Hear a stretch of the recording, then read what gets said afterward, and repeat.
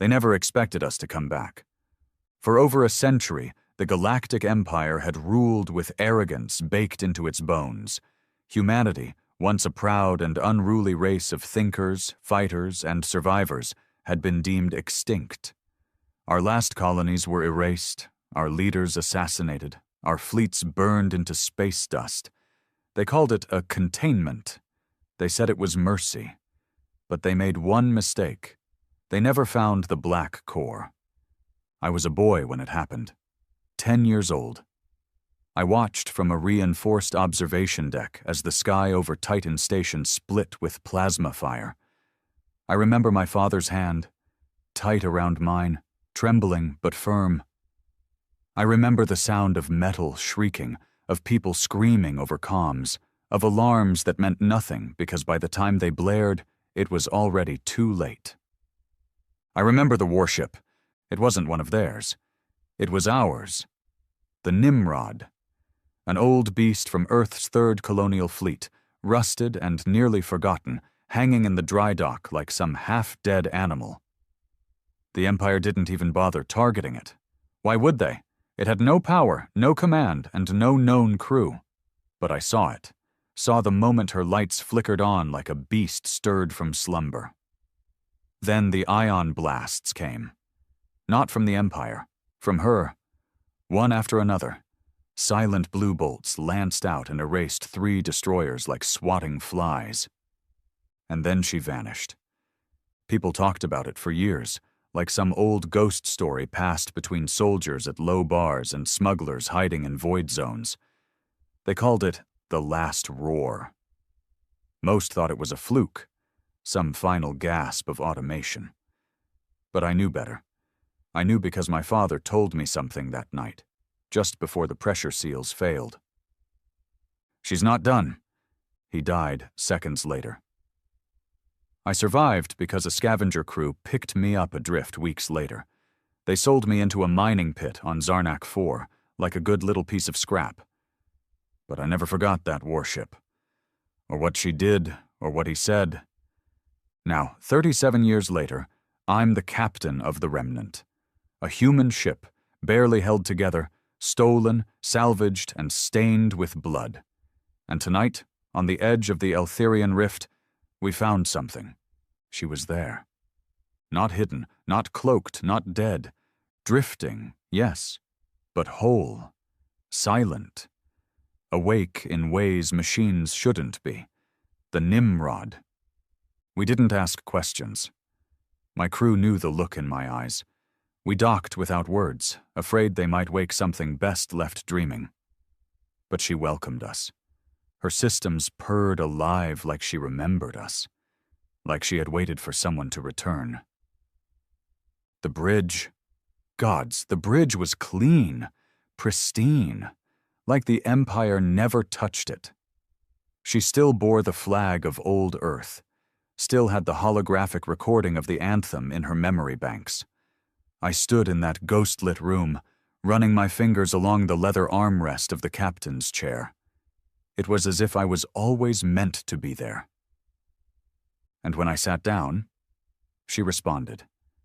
The engines lit, power surged, weapons recalibrated themselves. The ship didn't ask for authentication. She knew. Then the scans came in.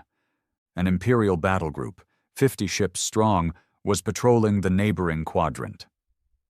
And I swear to everything I've lost, the Nimrod hummed with something like hunger.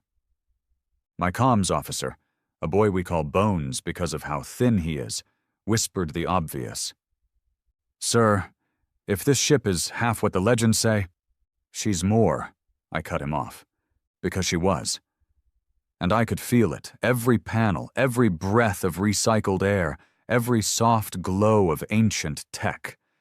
This wasn't just a ship. It was fury, sealed in armor, rage given shape. They thought we were dead. They thought our war was over. They thought their containment worked. They were wrong, because tonight we ride again. And their defenses? Their mighty cruisers and carriers? They'll learn what fear is. Not from a fleet, From one ship, from one human warship. From us, the Nimrod's systems thrummed like a living beast waking from centuries of slumber. Old Earth technology, grimy, analog in places, and brutal by today's digital standards, spoke to us in a language that was almost primal. None of it was smooth, none of it was elegant. It was real, raw, and violent, just like the men and women who'd built her. Bones sat at the tactical console, hands hovering over the controls like he was afraid to touch her.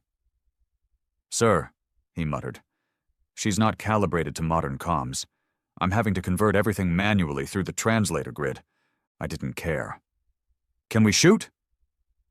He nodded, sweat forming at his temple. "Yeah, we can shoot." That was all that mattered. Beside me, Lars, my second in command, a man built like the back end of a gunship, leaned against the railing, arms crossed. "You really think we can take on 50 ships?" I didn't answer right away. I stared out the wide, panoramic bridge window where the distant shimmer of the Eltharian rift painted the void in sickly hues of purple and green. The Empire's battle group was out there, probably scanning, probably bored out of their minds, never thinking for a second that the myth of humanity's wrath still floated nearby. "I don't think we can take them," I finally said. "I think we can erase them." Lars raised a brow. "You better be right." The Nimrod didn't need faith. She had firepower. Bones brought up the targeting map on the hologrid. It flickered, distorted with static, then corrected itself with a heavy mechanical grind.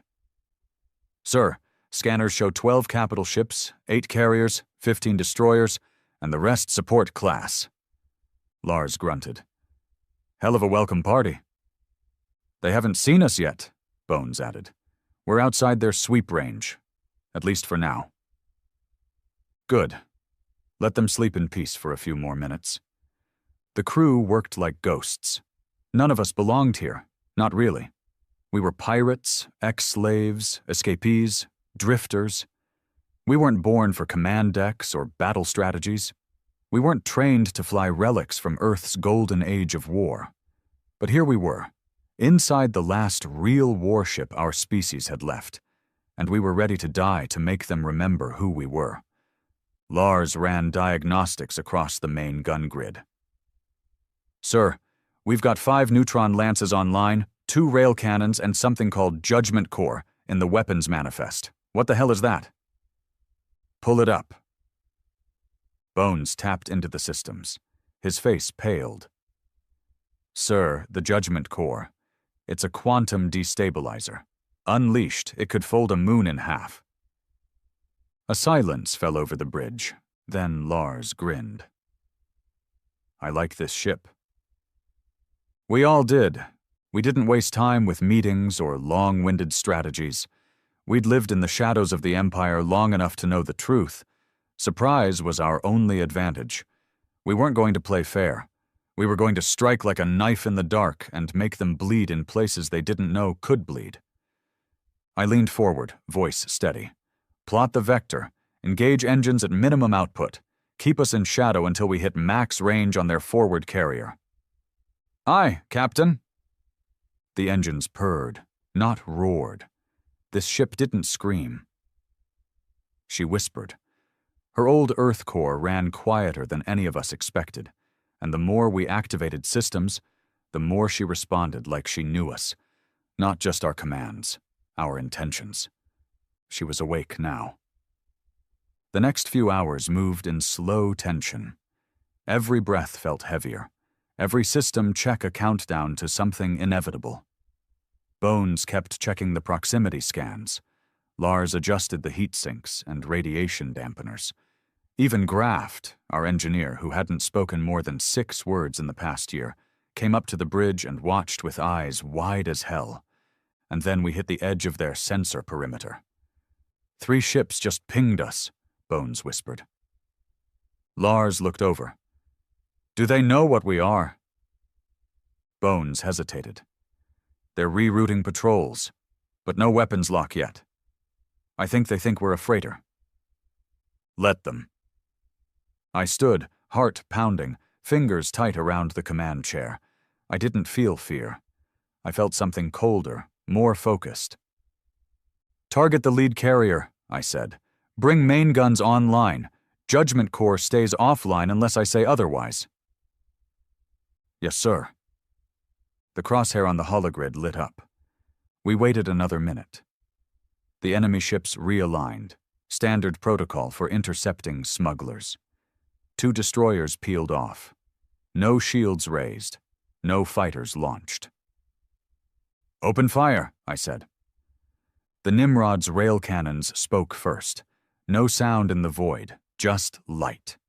Pure, blinding, ancient light that cut through the stars like truth through lies. The lead carrier ceased to exist. Not disabled. Not damaged. Gone. A hole burned through the void where a 3,000-meter-long capital ship had hovered. The destroyers didn't even have time to change formation before the neutron lances followed. One beam clipped the tail end of a cruiser trying to turn. It split like a rotted fruit. The other lance hit a support ship. It melted inward, compressed into nothing under the sheer force of gravity unleashed. "Contacts!" Bones shouted. "They're scrambling! Fighters deploying! Shields up across the battle group!" "Good," I said. "Now they know." The Empire didn't retreat. It never had. It didn't know how. Their doctrine was simple. Outgun, outnumber, overwhelm. But that only worked when the enemy played by the same rules. We didn't. We weaved between their lines like a phantom. Old Earth maneuvering systems allowed turns modern ships couldn't track. The Nimrod danced through plasma fields and particle bursts with the ease of a serpent in water. Lars manned the lances. Bones kept locking new targets. Every few minutes, we erased another Imperial ship. The kill count rose. 17, 22, 28. And we hadn't taken a single hit. But they were adapting. The flagship, a behemoth called the Avenger's Mercy, was pulling back, rallying the remaining ships into a tight formation. Shields overlapping, fighters weaving nets of crossfire. "They're regrouping," Bones warned, "trying to bait us into the kill zone."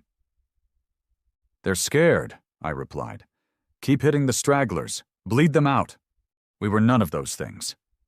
Lars leaned over. "Sir, they're trying to calm us." I nodded. "Let them." The bridge speaker crackled with static, then a polished voice cut through. Arrogant, disbelieving. "Unidentified vessel, this is Commodore Thran of the Galactic Empire. You are engaging in hostile action against sovereign military assets. Identify yourself immediately or be destroyed." I walked up to the comms, voice steady. "This is Captain Rygar of Earth's last warship.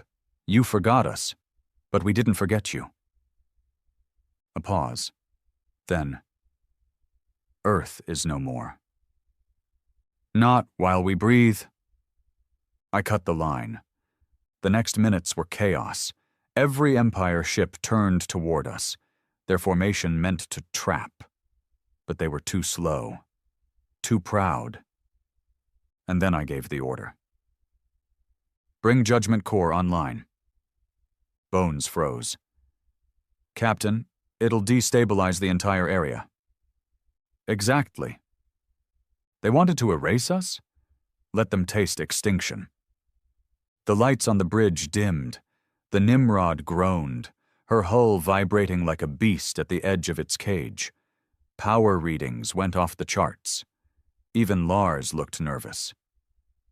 "This isn't a weapon," he muttered. "It's a goddamn war crime." "No," I said. "It's vengeance." The targeting map blinked, locking onto the densest point of their formation, the Avenger's Mercy, their command. I gave the final word. "Fire." The Judgment Corps released. Not a beam. Not a missile. A singularity. It blossomed like a black flower of death, silent, beautiful, and cruel. Everything nearby collapsed. Ships twisted, metal screamed, lights vanished. The Avengers' mercy folded in on itself in a moment of pure horror. And then silence. Real silence. No enemies left, no signals, just drifting wreckage and the echo of the void. We had won. One ship, one human crew, against the might of an empire. But the victory didn't taste sweet. Because now, they knew we were alive, and they'd come for us. Wreckage drifted across the void like the aftermath of a butcher's work. Twisted hulls, ruptured engines, and torn insignias, once proud emblems of the Empire, floated silently around the Nimrod. We didn't speak for a while. The bridge was dead quiet. The only sound was the subtle humming of systems recalibrating after the Judgment Corps fired. Bones leaned back in his chair, eyes unfocused, fingers still twitching. That wasn't a battle, he whispered. That was a massacre. I didn't answer him. I couldn't. My throat was dry, my chest heavy. It should have felt like victory, but it didn't. It felt like a warning, to us as much as to them. Lars turned to me, voice low and grim. How many ships were in that blast radius? Too many, I replied. He nodded slowly. And now they know what we've got.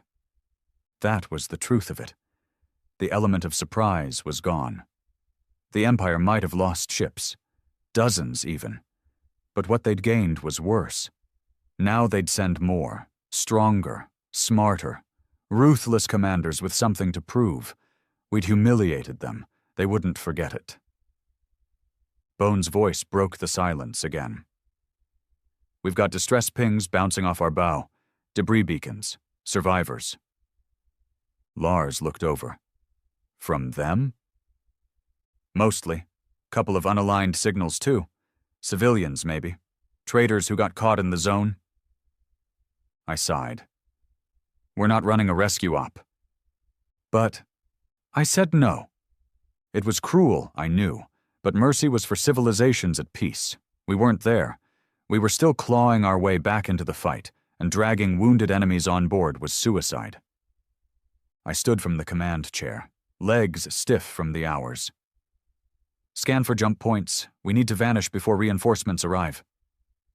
Bones gave me a tight nod. There's a fringe gate 2 clicks beyond the rift's edge, unmapped by Empire charts, according to what Nimrod's database is pulling from archived feeds. Perfect. The less the Empire knew, the better. The engines came back online with a shudder, like waking something old and angry.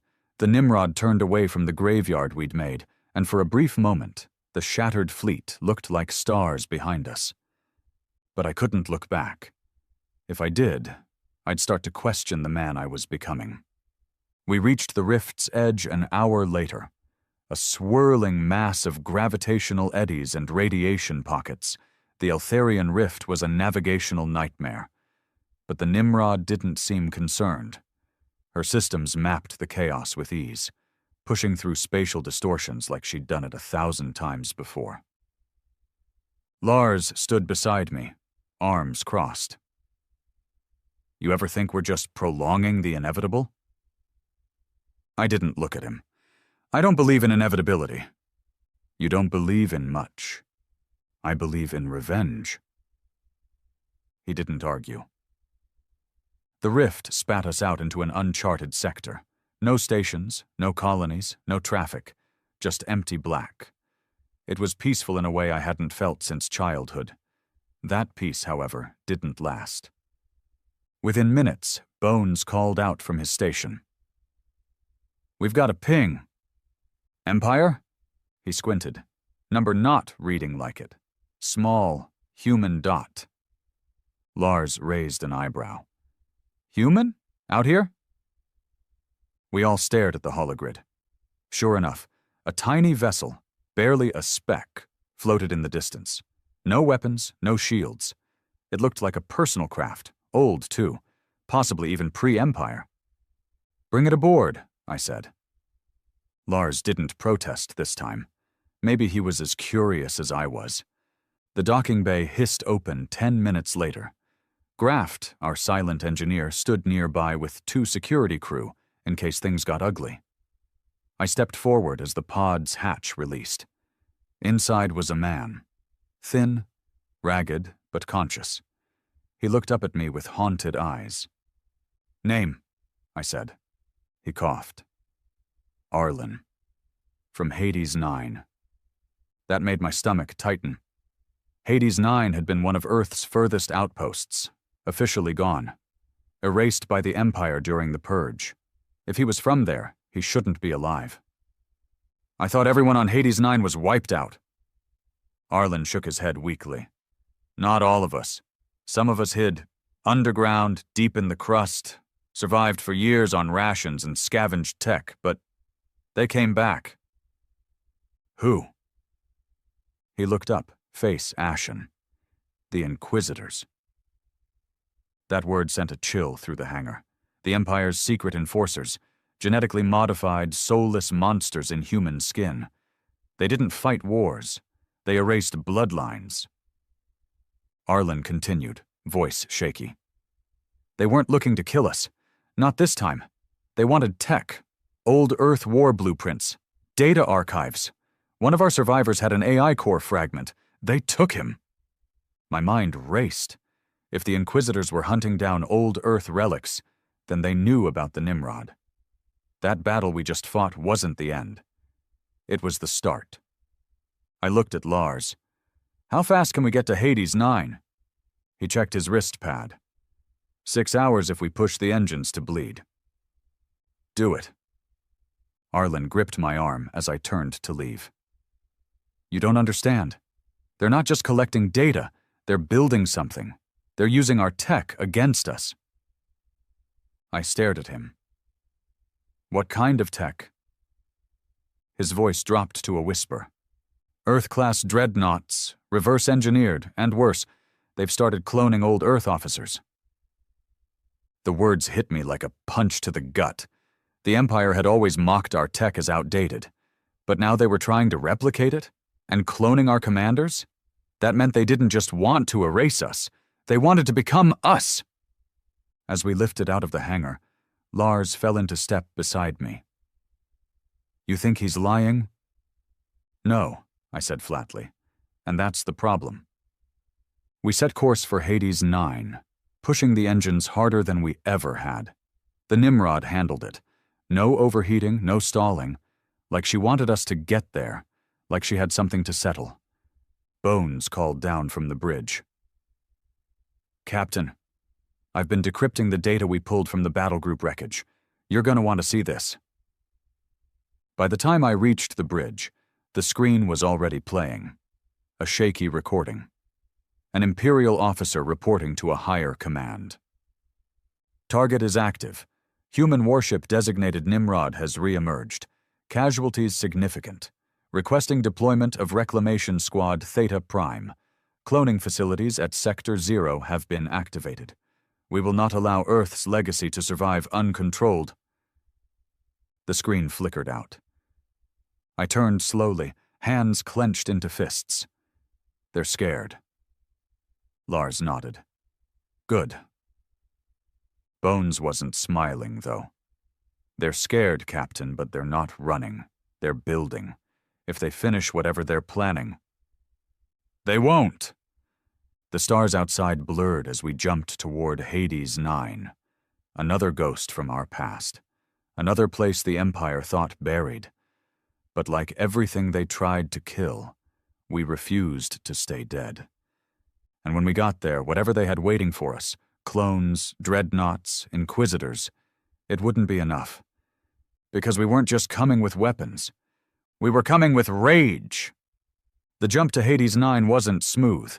The Nimrod bucked against space like it hated where we were going.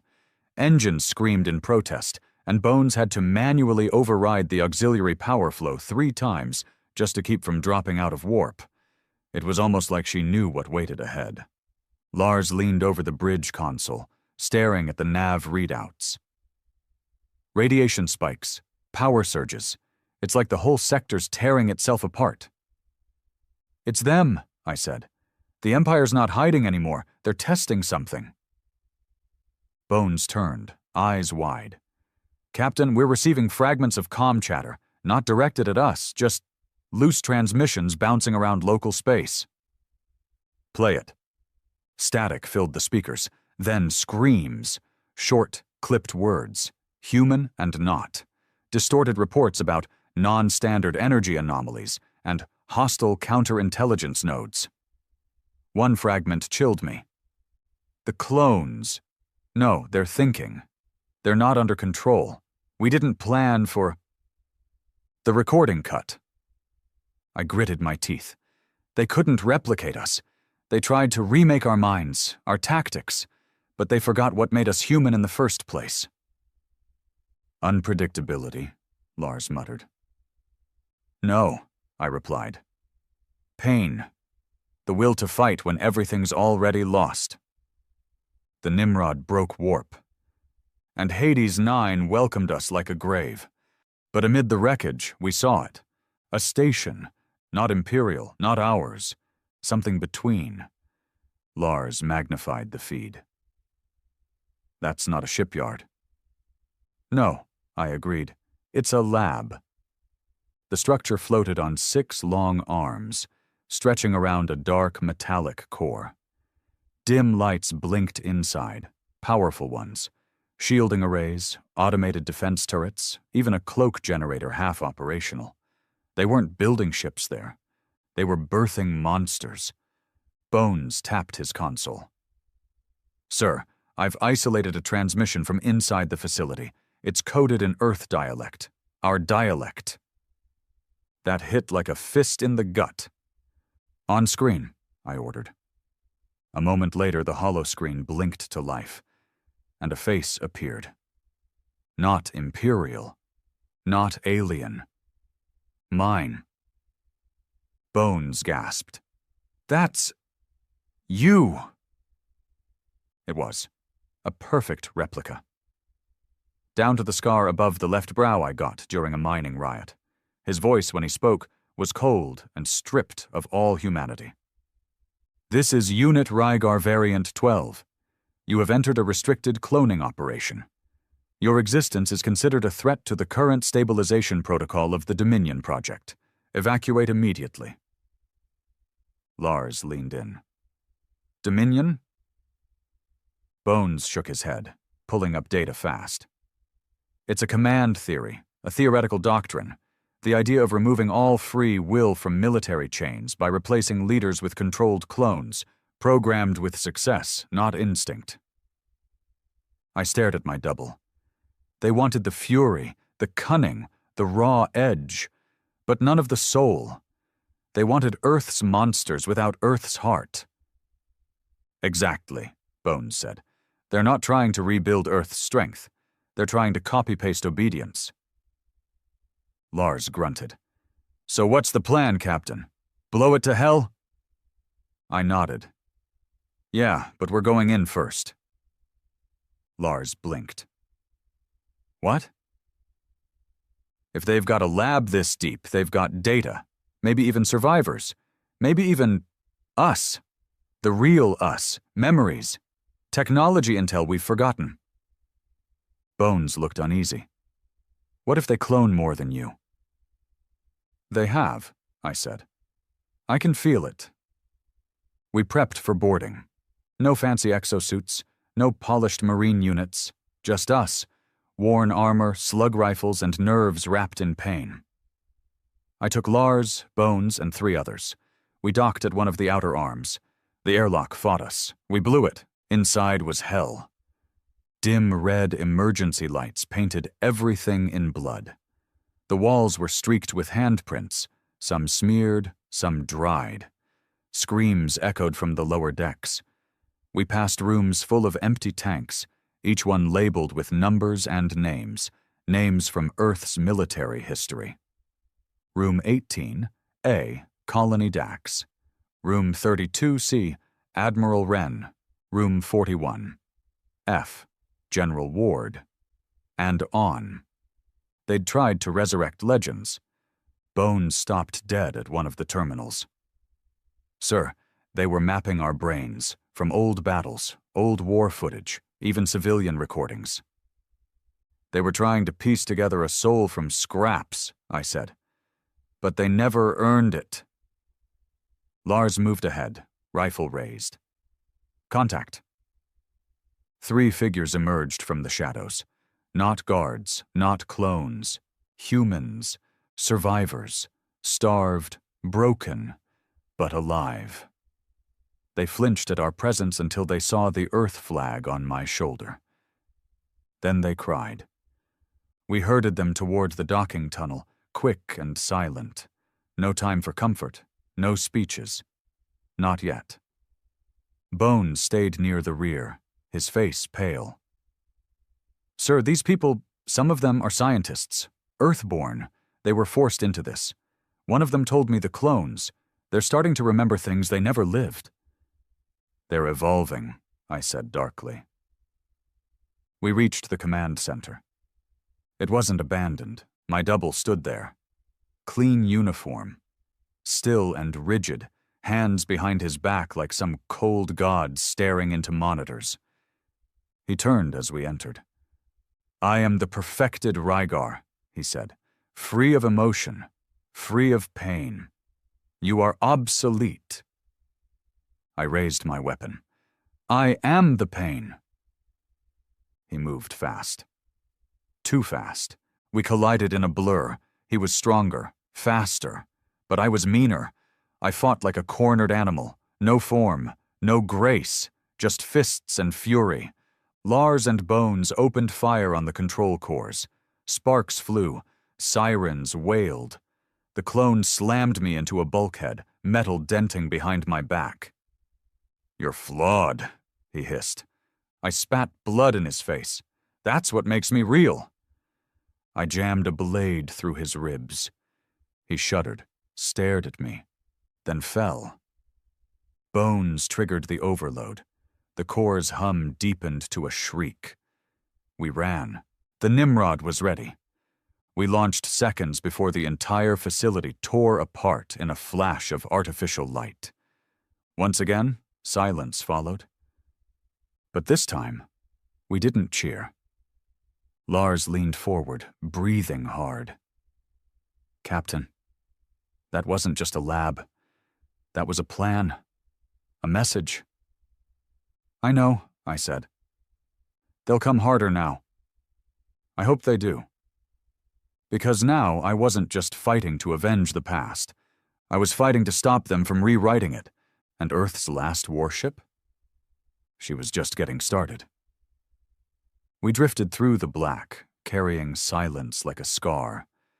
The clone lab was ash now, and the screams still echoed in my ears. Half-human cries, half-synthetic. Things trying to be us, failing, dying. The survivors we rescued were quiet, huddled deep in the Nimrod's medical bay, too numb to speak, too broken to weep. I didn't push them. I knew that silence. I wore it for years. Lars sat across from me on the bridge, boots propped on the console, eyes locked on nothing. They're going to respond. They already are, I said. Bones tapped a screen from Tactical. Multiple pings entering the sector. Fast movers. Heat signatures we haven't seen before. Empire? Lars asked. Bones looked pale. Worse, something new. I turned toward the window. Deep in the distance, where the void bent slightly around distorted light, I saw them. Dozens of ships. Sleek, sharp. Not built for war. Designed for eradication. That was no defensive fleet. That was a purge armada. And they were heading straight for us. Origin? I asked. Bones glanced at his console, then hesitated. They launched from Sector 0. That name again. The one whispered in black site records. The place where the Empire kept secrets even their own admirals feared. where nightmares were made, not born. They're not just sending ships now, I said. They're sending what they've become. Lars stood. What's the play, Captain? Run? Fight? Broadcast everything we found? I shook my head. We go dark. Hit them before they know we're there. We bleed them from the inside. Sector 0 falls. Bones blinked.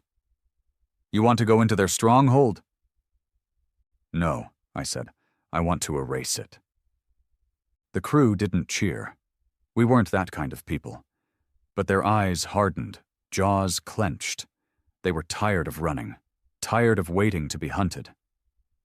The survivors in Medbay gave us data, fragments, codes, ancient encryption keys hidden in Earth's long-lost war doctrines. Buried beneath blood and betrayal were maps of the Empire's internal corridors, hidden labs, ghost tunnels, places that shouldn't exist. One of the scientists, a woman named Hallie, explained the worst of it. They're growing more than clones now, she said, her voice hollow. They've begun splicing. With what? She swallowed. Us and something else. Alien genetics, machines. They're not just building soldiers, they're designing gods. I should have been shocked, but I wasn't. That's how empires always fall, by trying to control what they don't understand. The jump to Sector 0 took 17 hours. We didn't rest. We prepped every gun, every emergency protocol, every possible fail-safe. We were going into hell with our eyes open. The Nimrod didn't complain. She almost seemed to grow quieter, like even she knew where we were headed and chose not to speak. When we emerged from Warp, Sector 0 wasn't what I expected. It wasn't a station. It was a planet, or what was left of one. A world cut in half, floating chunks tethered by artificial gravity nets, metal bridges, atmosphere shells, labs carved into the crust, orbital defense rings crawling with drones. Bones sucked air through his teeth. That's not military. That's a graveyard wrapped in tech. They turned a dead world into their Genesis site, I muttered. Lars pointed. What's that? Hovering just above the planet was a ship. Huge. Wrong. Its hull was blacker than space, pulsing with some kind of organic light. There were no windows, no engines. It didn't move. It just existed.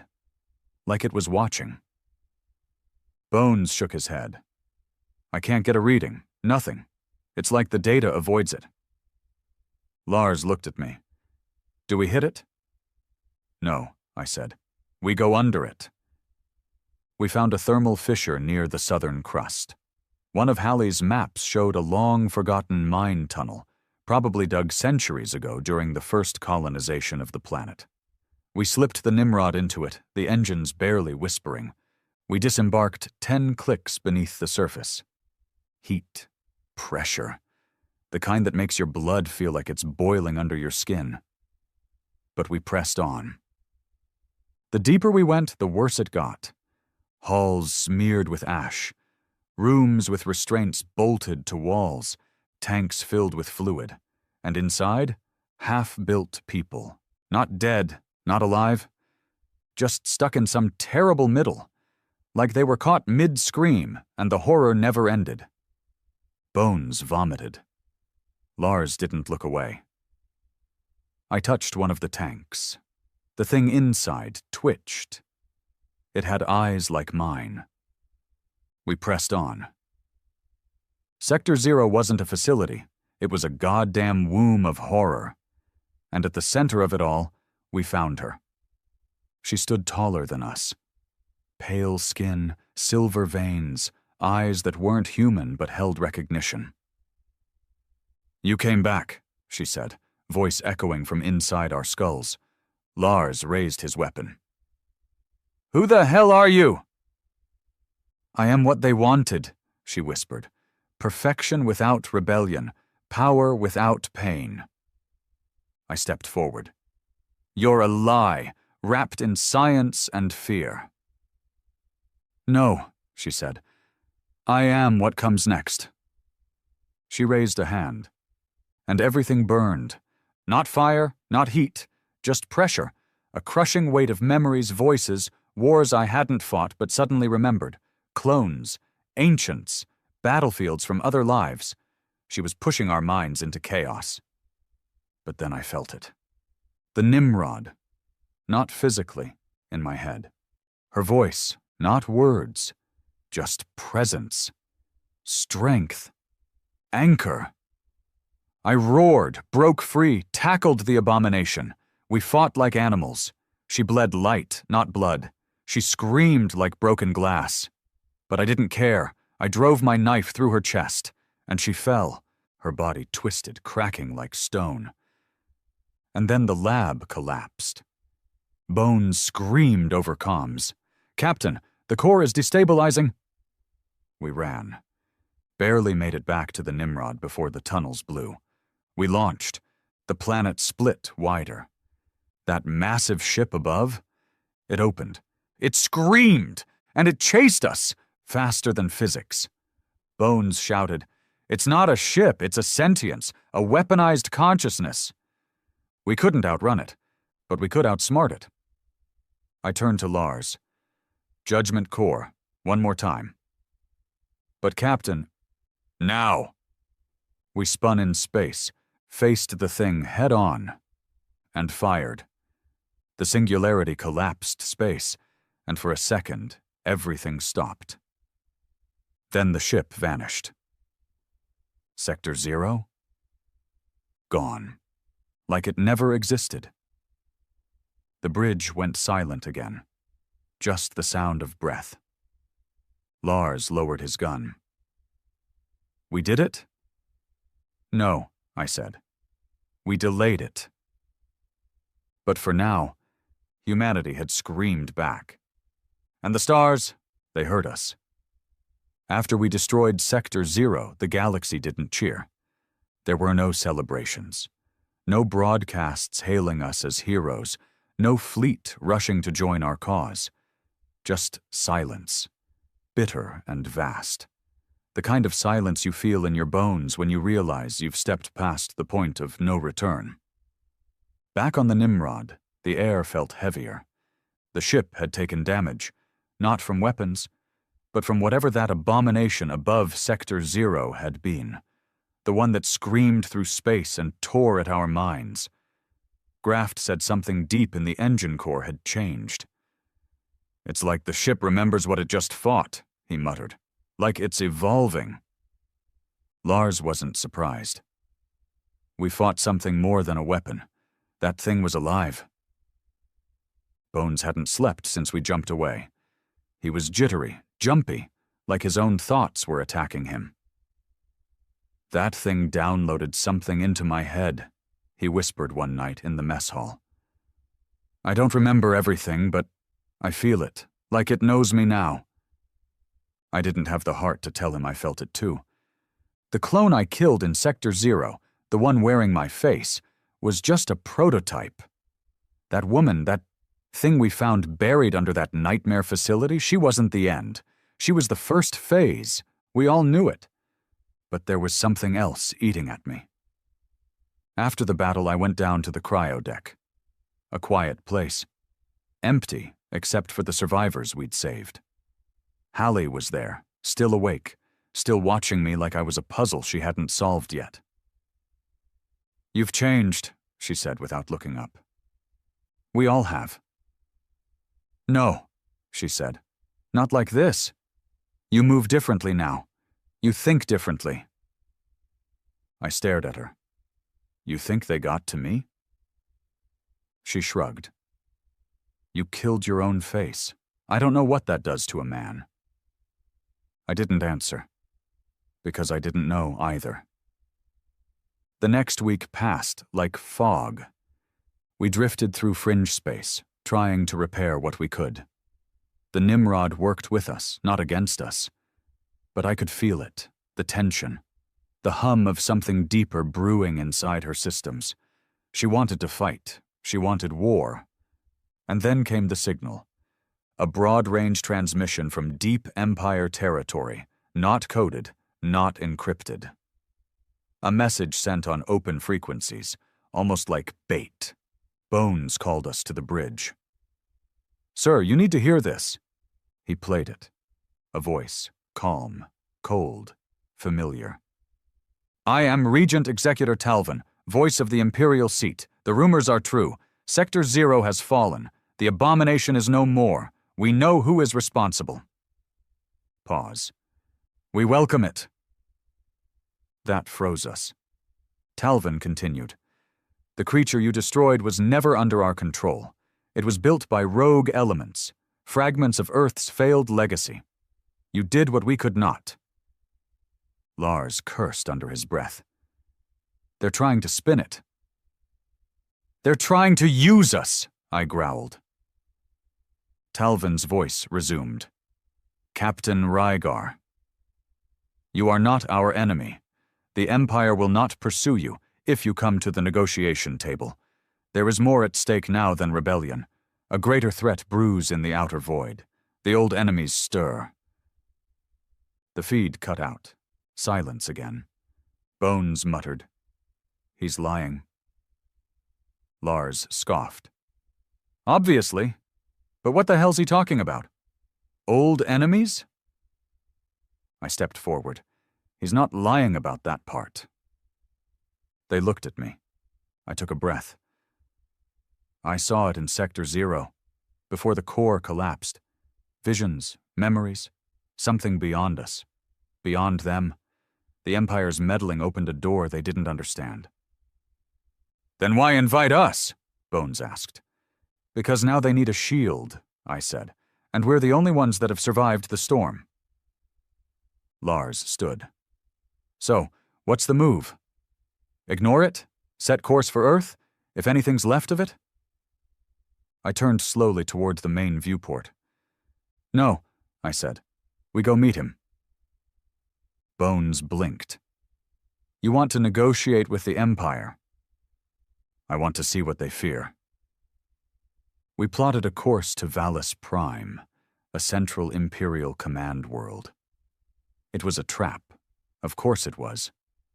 But we didn't care. We went in cloaked, silent, using the old Earth stealth systems buried deep in the Nimrod's core. Stuff even the Empire hadn't figured out. Vallis was beautiful. On the surface. Golden towers, orbiting rings, shimmering artificial oceans. A lie carved in light. But beneath it all, we saw the cracks. Buildings reinforced with energy barriers, streets lined with mech patrols, civilians with implants behind their ears. Fear disguised as order. They were bracing for something. And that told me everything I needed to know. We landed under diplomatic clearance. Lars and I went alone, unarmed, at least on the surface.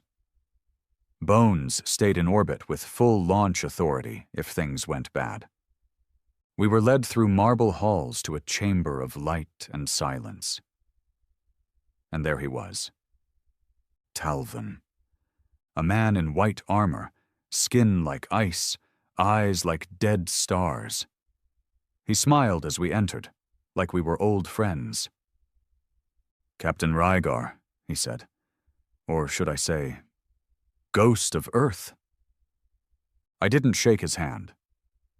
"You wanted to talk," I said. "So talk." Talvin nodded. "We watched what you did. We analyzed the Judgment Core. Your ship, Nimrod, is not just a relic. She's a key." "To what?" He gestured to the holomap above the table. It expanded, showing stars far beyond the known sectors. "There's something out there," he said. "Something older than the Empire. Older than your Earth." Lars frowned. "What kind of something?" Talvin's voice lowered. "We call them the Architects." I felt my blood run cold. "We've intercepted ruins, signals, temporal echoes. They once ruled this galaxy. Then they vanished. But the technologies we've reverse-engineered, the clones, the ship mines, even the abomination you destroyed, they were meant to fight the architects. I stared at him. You used Earth's remains to build weapons. For a war you don't understand. We had no choice. No, I said. You chose this. You chose to play gods with dead bones. He didn't flinch. Maybe, but now you're in it too. He leaned forward. We're offering alliance, not peace, not forgiveness, mutual survival. You've seen the edge of the storm. What comes next is worse. Lars glanced at me. Captain? I nodded. I turned back to Talvin. We'll fight.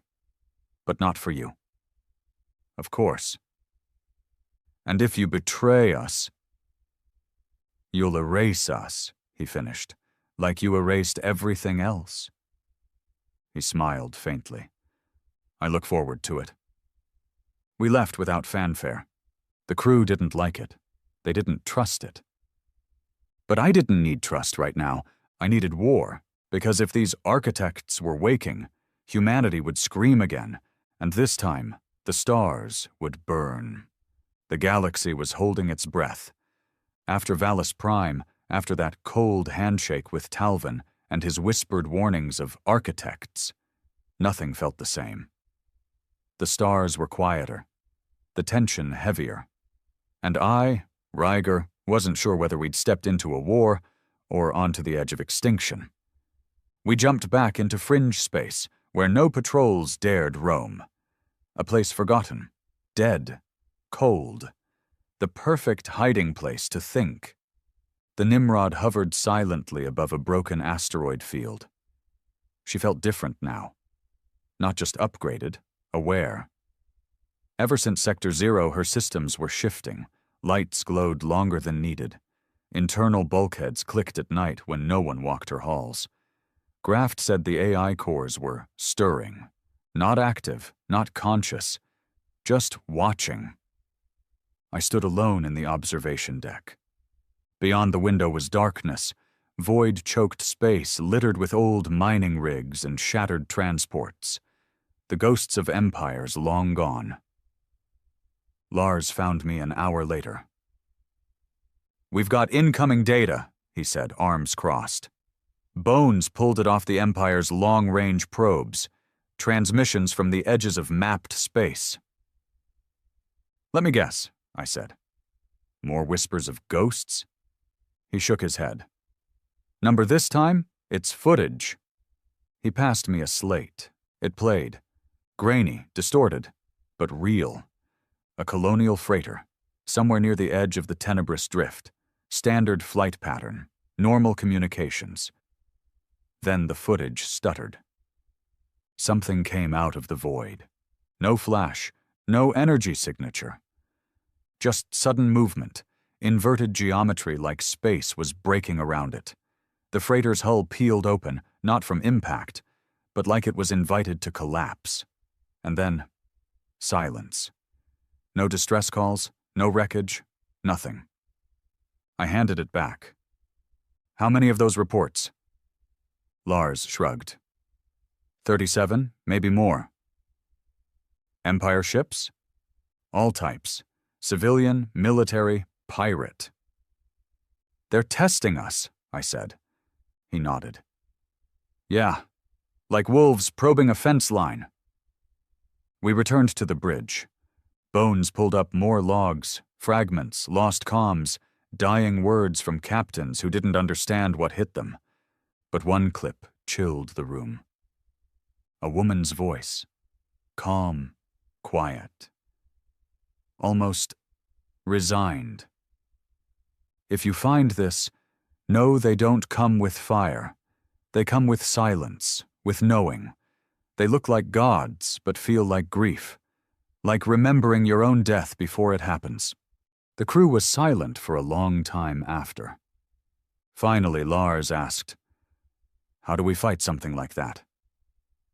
I looked at him. By not fighting it like the Empire would. He frowned. Then how? I turned to the console. By becoming what they fear, we needed answers. Real ones. So we did something I swore I'd never do. We went back to Earth. Not the Earth of maps or dreams. The real one. Buried under centuries of decay and silence. The Nimrod punched through the solar system like a blade through cloth. We bypassed every defense net the Empire left. Most were decommissioned anyway. No one came here anymore. No one wanted to. Because Earth wasn't a home. It was a tomb. We entered orbit above the ruins of the old eastern seaboard. The cities were rust. Towers had fallen. Oceans bled toxins. Sky was a permanent haze. But beneath it all, deep in the earth, was the Bastion Vault, one of the last military command centers from the final war. Untouched, or so we thought. Lars, Bones, and I landed with a squad of 5. Standard loadouts, high-frequency pulse rifles, limited armor. We weren't expecting a firefight, just shadows. We dropped into the vault through an old orbital lift shaft, deep into the bones of the Earth. First thing that hit me? The smell. Dry. Dusty. Like ash that had forgotten how to burn. We pushed into the heart of the vault, moving through collapsed corridors and shattered statues of old generals. Names I remembered from stories. Ghosts in steel. Then we hit the main door. Still sealed. But the console blinked when I approached. It scanned my face, then opened. Bones blinked. That shouldn't be possible. It knows, I said. We stepped inside. The chamber beyond was massive, rows of terminals, broken monitors, but one screen still glowed. A single word. Rampart. Lars approached it. Old Earth AI? I nodded. Prototype, never deployed. The screen pulsed. Then a voice echoed through the chamber. Not synthetic. Not human. Something in between. Ryger, designation, command air, status, active. Bones jumped. It knows you. I stepped forward. Rampart, confirm identity. Confirmed. Final sequence initiated. Uploading Prime Battle Archive. The floor shook. Then a beam shot into the ceiling, and data poured into the Nimrod. Blueprints, protocols, histories, not of Earth's past, but of her contingencies. And at the core of it all? The Archway Project. A buried initiative from Earth's last days. A plan to face extra-dimensional threats of unknown intelligence. Their name? The architects? Rampart's voice lowered. They cannot be destroyed, only denied. They feed on pattern, on belief. You must become chaos. Lars looked confused. What the hell does that mean? Rampart answered. To survive the architects, you must cease to exist in their terms. No records, no symmetry, no memory. You must unmake yourself. Bones stepped back.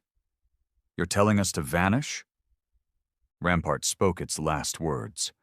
Only ghosts survive gods. Then it died. The vault powered down. We left in silence. Back aboard the Nimrod, Graft confirmed what we feared. The ship had absorbed the entire Rampart archive. Its systems were changing again.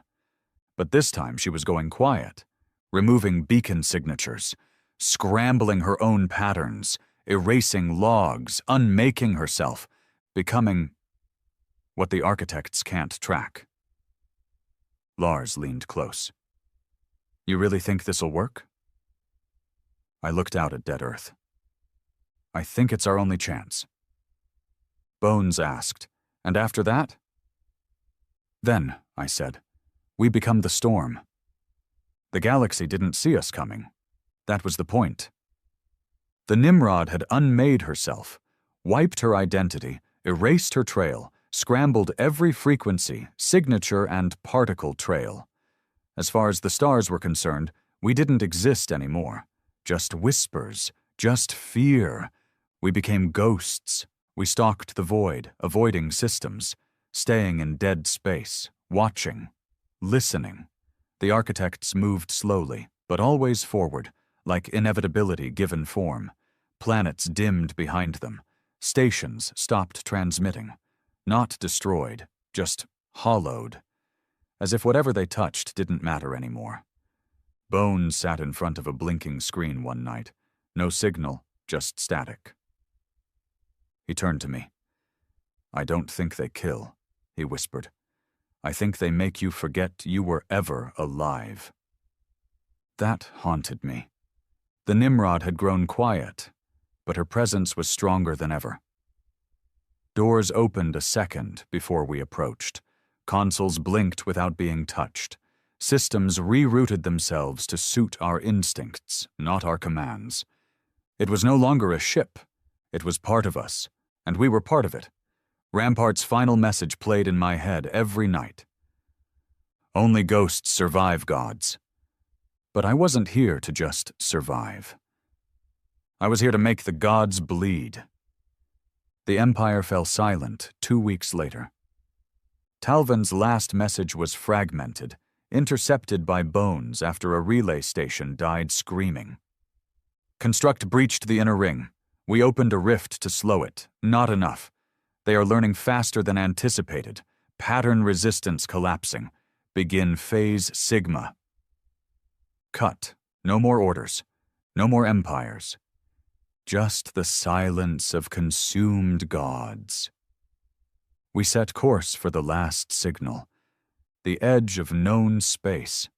A place once marked as unstable quantum sector. The coordinates flickered on our screen like a cursed number. Lars looked over. "We go in loud." I shook my head. Number we go in wrong. That was Rampart's final secret. The architects thrived on order, patterns, predictability, cause and effect. So we unlearned it. No formation, no rhythm, no broadcasts. We navigated in spirals, moved our weapons across multiple ports, fired at empty space to mask intentions. And when we arrived, they were waiting. We saw them. Not ships, not creatures. Forms, massive, shifting, unanchored to reality. One looked like a fractured cathedral floating sideways. Another like a human eye stretched across kilometers of glass. And one was shaped like a perfect cube, humming with unspoken math. Bones stared at it too long and started to bleed from his nose. We dragged him away, and then they noticed us. Not because we made noise, but because we didn't. The Nimrod glowed briefly, then spoke, not with words, with memory. She sent a pulse across the void, an echo of every war, every scream, every failure, every fight that made us who we were. Not perfect, not divine, just furious. The closest architect entity paused. Tilted, if something that vast and formless could tilt. And then came the flood. They attacked. Reality bent. They didn't use weapons, they used thoughts. We saw crew members freeze mid-movement, caught in memory loops. One man relived his daughter's death over and over until he stopped breathing. Lars clutched his head, screaming about voices that weren't his. Bones convulsed. Graft passed out from brain hemorrhage. Me? I stood in the center of the bridge and dared them to break me. They tried. Gods, they tried. I saw my father die again. My mother wither in a mining camp. I saw every life I never lived. Lives where we lost, where we surrendered, where we became them. And I rejected all of it, because humans don't bend, we burn. The Nimrod's judgment core activated for the last time. But this time, not as a weapon. As a beacon. It pulsed through dimensions. It called every forgotten signal, every abandoned AI, every fractured piece of old Earth rage hidden in the data vaults of the stars. And they answered. All the ghosts. Old Earth war constructs once thought lost, derelict dreadnoughts drifting in silence. AI shards inside meteor cores. They lit up one by one, and together we screamed, not with sound, with defiance. The architects recoiled. They didn't understand chaos. They didn't expect pain to fight back. We pushed. The Nimrod dove into the largest entity, ripping through its form with 1 billion terawatts of raw heat and broken will. It split. Not because of fire, because of grief. That was our secret weapon. Grief. Rage. The long agony of being forgotten and still getting back up. We bled. We lost. Lars died with his gun firing. Bones vanished during a systems overload. His last words. "Make it hurt, Captain." And I stayed on the bridge. Alone. Watching as the last architect blinked out of existence. And then? Silence. Not the cold silence of defeat. The silence of peace, of something old finally gone. The Nimrod floated, her hull broken, her power dimming. I leaned back in the command chair, broken ribs grinding, and I smiled. Because we were never supposed to win. But we did. Not with armies, not with diplomacy, with one ship. One human warship. And the memory of everything they tried to erase. We were ghosts, but we screamed like gods.